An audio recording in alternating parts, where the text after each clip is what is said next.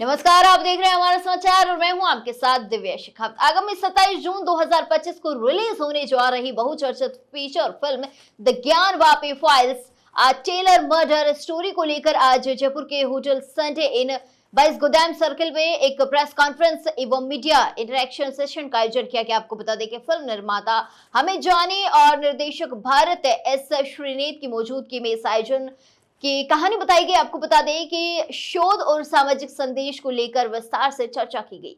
अब आपको बताते हैं कि आखिर में इस फिल्म में क्या कुछ विशेष है। आपको बता दें कि यह फिल्म राजस्थान के उदयपुर में दर्जी कन्हैयालाल की निर्मम हत्या पर आधारित है। एक ऐसा कांड जिसने पूरे देश को झकझोर कर रख दिया था। इस फिल्म में न केवल उस घटना को यथार्थ रूप से प्रस्तुत किया गया है, बल्कि इसके पीछे की मानसिकता, व्यवस्था की भूमिका और समाज के मौन को भी दर्शाया गया है। आपको बता दें कि इस फिल्म में काफी अच्छे किरदार जो है कलाकारों के द्वारा निभाए गए हैं। जाने माने और सशक्त कलाकारों ने इस फिल्म में अपनी अहम भूमिका दर्शाई है। फिल्म में विजय राज, प्रीति झंगियानी, रजनीश दुग्गल, कांची सिंह, मुश्ताक खान, राकेश बिश्नोई, पुनीत वशिष्ठ, कमलेश सावंत, एहसान खान, संदीप बोस, मनोज बख्शी आदि यादव जैसे सशक्त कलाकारों ने महत्वपूर्ण भूमिका निभाई है। ये फिल्म जो है 27 जून 2025 को रिलायंस एंटरटेनमेंट द्वारा विश्व भर में भारत, यूके, यूएस, दुबई सहित 4500 स्क्रीन पर रिलीज होने जा रही। तो आप लोगों को भी इस फिल्म को देखना है और अपना रिव्यू जरूर देना है। देखिए, राजस्थान में जो घटना हुई है, 3 साल बीत गए। 27 तारीख में फिल्म हमारी आ रही है, 28 तारीख को बरसी है, तीसरी बरसी। कोई आज तक न्याय की उम्मीद नहीं है। मंचों से खूब कहा गया कि गलत हुआ, सारी दुनिया मानती है गलत हुआ। गलत हुआ तो सजा मिलनी चाहिए, और सजा के लिए बहुत तथ्यों की आवश्यकता नहीं है। वो एक वीडियो जो बनाई गई थी गला काटते हुए, लाइव मर्डर था ये, और दूसरी वीडियो बनाई गई थी कि हमने काटा है और हम ऐसे ही काटेंगे योगी जी का भी और मोदी जी का भी गला। पूरे देश को चुनौती दी गई थी और उसकी एफएसएल रिपोर्ट आ गई है। तो मुझे लगता है एक उदाहरण बनाना चाहिए था, और अगर कन्हैयालाल जी के हत्यारों को फांसी के फंदे पे लटका दिया होता फास्ट ट्रैक कोर्ट में मुकदमा चला के, तो ये बाकी घटनाएं भी ना होती पहलगांव जैसी। एक को मारा, सब चुप हैं, न्याय नहीं मिल रहा, तो वो दूसरों को मारेंगे, तीसरे को मारेंगे। आतंकवाद का काम है लोगों को मारना, टारगेट किलिंग, जैसे उदयपुर में हुई। तो हम लोगों ने इस मुद्दे पर Gyanvapi file tailors murder story के नाम से बॉलीवुड की एक बड़ी फिल्म बनाई है। 27 जून में इसका पूरी दुनिया में रिलीज है। रिलायंस हमारा डिस्ट्रीब्यूटर है, जी हमारा डिजिटल पार्टनर है। हम लोग पूरी दुनिया में उस सच को दिखाना चाहते हैं कि किस तरह निर्ममता के साथ कट्टरवादी सोच के लोगों ने कन्हैयालाल साहू जी का गला काट दिया धर्म के आधार पे। जैसे पहलगांव में धर्म के आधार पे मारा, नाम पूछ के मारा, ऐसे कन्हैयालाल जी को मारा। और राजस्थान में हम और कन्हैयालाल जी का परिवार जयपुर में आप सभी लोगों के माध्यम से ये विनती, अनुरोध और निवेदन करने के लिए बैठा है कि अब हमें इंसाफ चाहिए।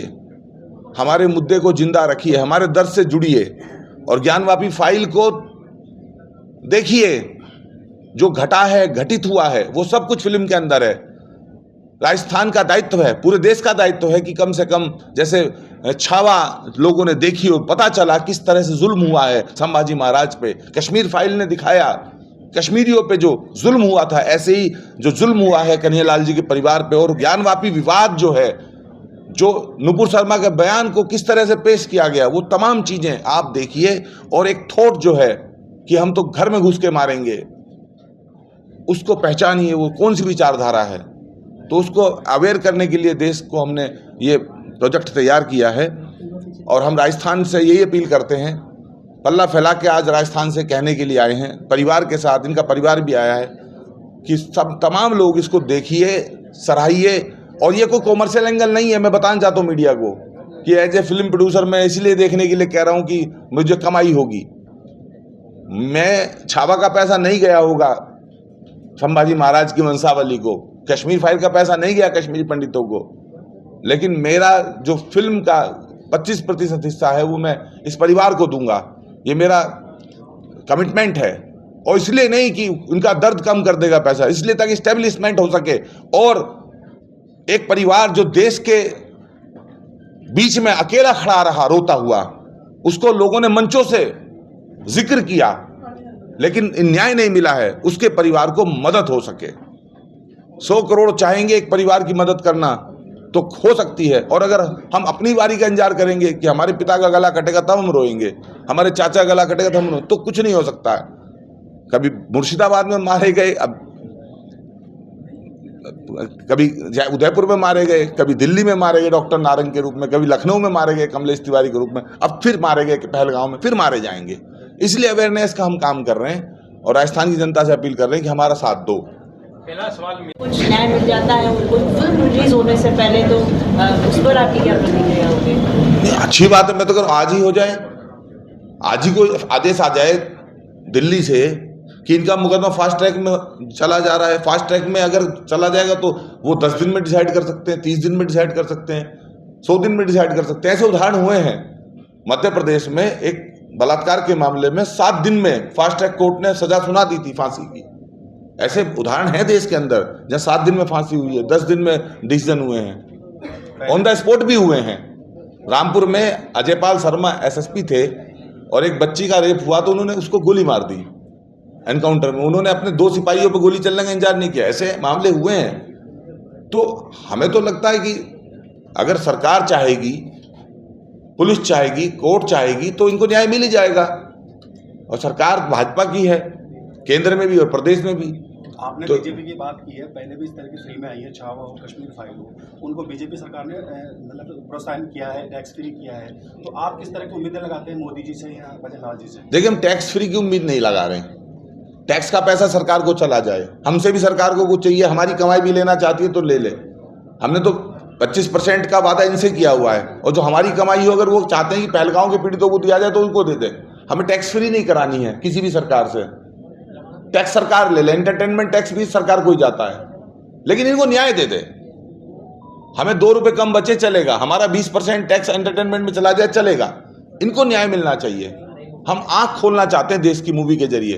हम 100 करोड़ कमाने के लिए नहीं, 100 करोड़ को जगाने के लिए फिल्म बनाते हैं। आप कह रहे हैं कि इंक्लूड है। नहीं, पहलगाम में भी धर्म पूछ के मारा गया, आप कन्हैयालाल का भी यही कह रहे हैं कि नाम पूछ के मारा, धर्म पूछ के मारा गया, पहलगांव में भी कन्हैयालाल जी को भी। लेकिन धर्म पूछ के मारने वाले सब लोग तो नहीं है इस देश में। जो 25 करोड़ लोग हैं, अगर वो सब धर्म पूछ के मारने लगे तो फिर तो यहाँ कोई भी नहीं बचेगा, ना हम जवाब देने के लिए, ना आप सवाल पूछने के लिए। तो ये आतंकवाद ही है। ये आतंकवाद है, और आतंकवाद के मामले में किसी को परहेज नहीं करना चाहिए कि ये इस्लामिक आतंकवाद नहीं है, क्योंकि वो अपने नाम के सामने लिख रहे हैं। अगर कोई जैसे मोहम्मद लिख रहा है तो वो तो लिख रहा है ना। इस मामले में 2 आरोपियों को थी वो ये थी कि न्याय मिले हमें, ठीक है, और वो मिले 6 से 7, मैंने तो बोला था कि 3 से 6 महीने के अंदर ही न्याय मिल जाना चाहिए फास्ट ट्रैक कोर्ट का गठन होकर, पर वो चीज़ नहीं हुई। अभी भी जो केस है वो सीबीआई कोर्ट जो वहाँ पे लगती है यहाँ पे जयपुर में, वो एडिशनल चार्ज दिया हुआ है सीबीआई कोर्ट को एनआईए कोर्ट का, तो वो कोर्ट सीबीआई और एनआईए दोनों के केसेस देखती है। इस वजह से कहीं ना कहीं केस ढीला भी पड़ रहा है, ठीक है, और हम चाहते हैं कि इस केस को अलग तरीके से, ठीक है, एकदम फास्ट ट्रैक पे लेकर पूरा प्रॉपर एनआईए देखे, और जो 2 लोगों की ज़मानत हुई वो भी खारिज होनी चाहिए, और उन लोगों को भी बराबर सज़ा मिलनी चाहिए, क्योंकि वो भी उस चीज़ में बराबर के हकदार है अगर उन्होंने साथ दिया है। ठीक है।